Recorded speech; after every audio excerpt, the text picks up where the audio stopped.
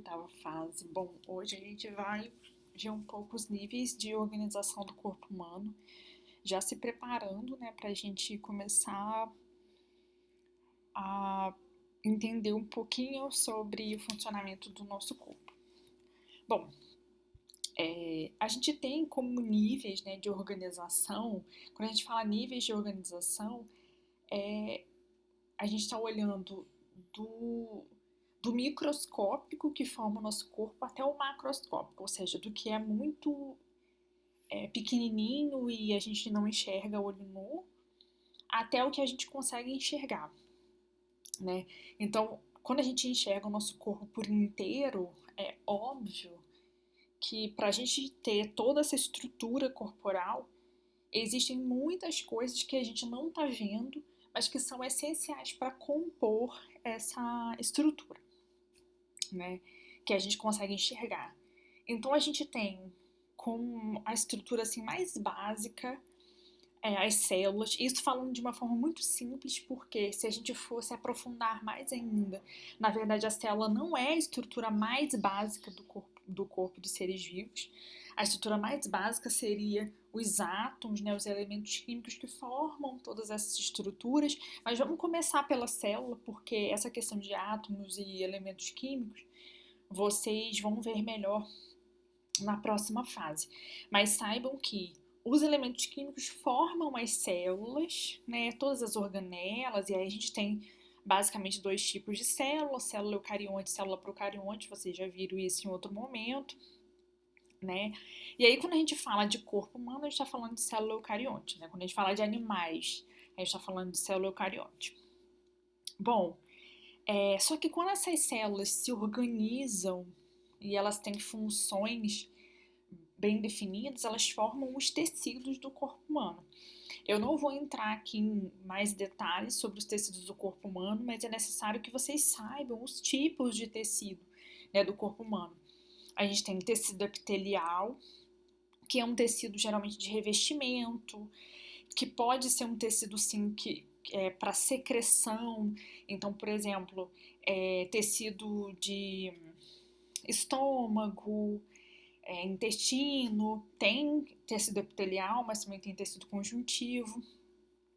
Ele também tem uma função de absorção, mas isso a gente vai ver melhor em outro momento. Um outro tipo de tecido é o tecido muscular, que tem essas funções aqui, né? Obviamente que para você conseguir se movimentar, você não adianta ter apenas esqueleto, não adianta ter apenas essa estrutura que sustenta o corpo. É necessário que tenha algo que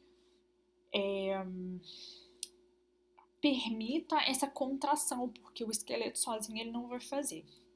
A gente tem o tecido também conjuntivo, que é um tecido bastante presente no nosso corpo. E aí a gente tem esses tipos aqui de tecido conjuntivo.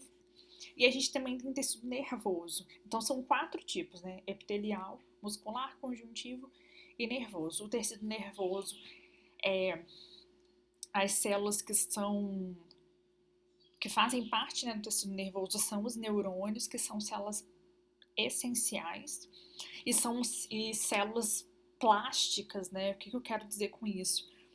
Que a gente precisa de estímulos desde muito cedo na nossa vida para a gente desenvolver melhor esses neurônios, tá? É como se a gente precisasse dar uma malhada nos nossos neurônios, ok? Bom, e esses tecidos, eles formam os órgãos, né? Como tá aqui, ó, eles formam os órgãos. E esses órgãos vão formar os sistemas do corpo humano. Porém, só para a gente dar uma pincelada já na estrutura do nosso corpo, a gente tem o esqueleto, então que ele é formado pelos ossos, tem as articulações, a cartilagem, os tendões, né? Que dão essa estrutura para a gente se locomover. Então, eles dão a sustentação. Sobre esse esqueleto, a gente tem os músculos que permitem a contração, né? Que permitem com que a gente de fato se movimente. Então, essa combinação do esqueleto, que dá a sustentação, com os músculos, né? Cujas células cujos tecidos, né, têm essa capacidade de contração, a gente consegue se movimentar, ok? Então, aqui, gente, nessa imagem, a gente tem os principais ossos do corpo humano. Um ser humano adulto tem em torno de 206 ossos. Então, óbvio que aqui não tem 206 nomes. Tem ossos muito pequenos, né? Que cada um vai ter um nomezinho diferente. Então, por isso que são todos esses nomes. Mas tem alguns que são muito conhecidos da gente, né? Como o crânio, né? Que protege o cérebro. Maxilar, que é essa parte aqui, ó. Se vocês observarem com atenção a estrutura aqui da boca, a gente tem a arcada superior e a arcada inferior. Então, a arcada superior a gente chama de maxilar, a inferior é a mandíbula, né? Clavícula, que teve uma época que parece que tinha quase que uma epidemia de pessoas que quebravam a clavícula, né? Escápula, que é esse osso aqui de trás, que é um osso bem plano, aqui, bem aqui atrás mesmo, a gente consegue sentir aqui nas costas. A gente tem o externo, que é esse osso aqui no meio das costelas, como a gente está vendo aqui, a coluna vertebral, que dá exatamente essa estrutura ereta pra gente, essa estrutura que a gente consegue ficar em pé. E a coluna vertebral é formada por 34 vértebras, né? São discos e que eles têm cartilagem entre eles. Essa cartilagem, infelizmente, muitas vezes, por várias razões, a pessoa perde essa cartilagem, o que causa muito problema, porque quando você perde a cartilagem entre os ossos, eles vão ficar batendo um no outro. E é óbvio que pensa em duas coisas duras batendo uma na outra. Pensa numa pedra batendo uma na outra, o tempo todo, o tempo todo. É óbvio que vai causando todo dia, a cada batidinha, vai desgastando as duas pedras. Então é o que acontece com os ossos também. A gente tem fêmur, que é um osso bem grande, né, aqui na coxa. Patela, que é um osso do joelho. Esses ossos dos membros inferiores geralmente são bastante sacrificados, né? Por isso que é essencial a gente fazer exercício físico na vida, porque o joelho e os ossos dos pés, geralmente eles são bastante sacrificados, né? Porque eles dão muita sustentação para o corpo inteiro. Bom, e aqui a gente tem os nossos músculos, né? A gente tem muito, muito músculo. Mas tem alguns que eles são bem conhecidos, como por exemplo bíceps, que é um, um músculo do braço. Tríceps, que é o músculo do tchauzinho, né? É aquele músculo da parte de baixo do braço que todo mundo quer malhar para ficar com esse músculo bem mais rígido, né? Para ter mais fibras musculares e perder aquela aparência flácida de quando você não malha o tríceps. A gente tem o reto abdominal, que é esse músculo aqui bem no início mesmo do abdômen. O serrátil, que é o músculo do lado, meio que do lado assim do reto abdominal. O oblíquo, que é esse músculo aqui bem perto da área pélvica, que também é um músculo muito malhado. O deltoide, que é esse músculo aqui meio do ombro, quase no ombro. O trapézio, que é aqui perto do pescoço. Então são músculos bastante trabalhados por quem malha, né? Mas é essencial aqui, já deixo aqui a mensagem que é essencial a gente praticar atividade física, gente. Não é uma questão de estética primordialmente, né? Em primeiro lugar, não é uma questão de estética, é uma questão de saúde mesmo, tá? Bom, então eu vou destacar, óbvio que a gente tem muitos órgãos, mas eu vou destacar apenas alguns, né? A pele é o maior órgão do corpo humano, então ela reveste aí externamente o nosso corpo. O cérebro, onde a gente tem neurônios, é onde a gente tem. Não quer dizer que a gente tem neurônios só no cérebro, tá, gente? Onde a gente tem toda uma central de linguagem, de desenvolvimento de criatividade e tudo mais. Coração, que faz parte do sistema cardiovascular, né, que bombeia o sangue, os rins, que faz a filtragem do sangue, gera a urina.